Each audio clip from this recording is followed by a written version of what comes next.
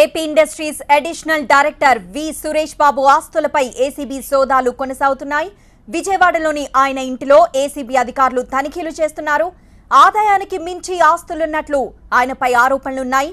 సురేష్ బాబు ఇల్లు సహా 8 చోట్ల ఏసీబీ సోదాలు జరుగుతున్నాయి.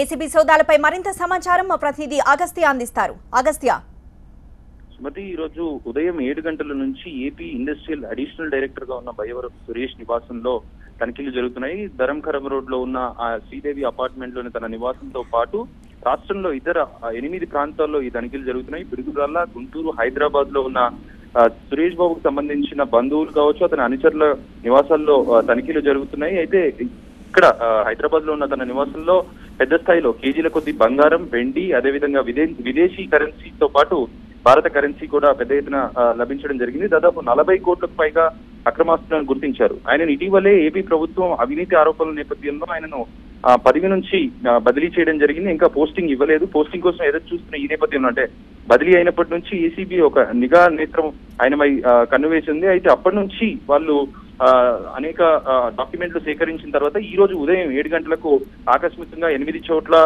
దాడులు చేయడం జరిగింది. ఇప్పటి వరకు ప్రస్తుతం 40 కోట్లకు పైగా ఆస్తులు లభించినట్టు అధికారులు చెప్తున్నారు. అయితే ఈ రోజు సాయంత్రం వరకు కానీ రాత్రి వరకు కానీ ఈ తనిఖీలు కొనసాగే అవకాశం ఉంది. దాదాపు 100 కోట్లకు పైగా అక్రమ ఆస్తులు దొరికే అవకాశం ఉంది. ఇంకా ఆయన ఎటువంటి దీని గురించి సమాచారం అడుగుతున్నా ఆయన ఎటువంటి సమాచారం ఇవ్వడం లేదు. ఇంకా బ్యాంకు లాకర్లు కూడా తెరవాల్సి ఉంది. ఈ రోజు రాత్రి వరకు ఈ తనిఖీలు కొనసాగే అవకాశం ఉంది.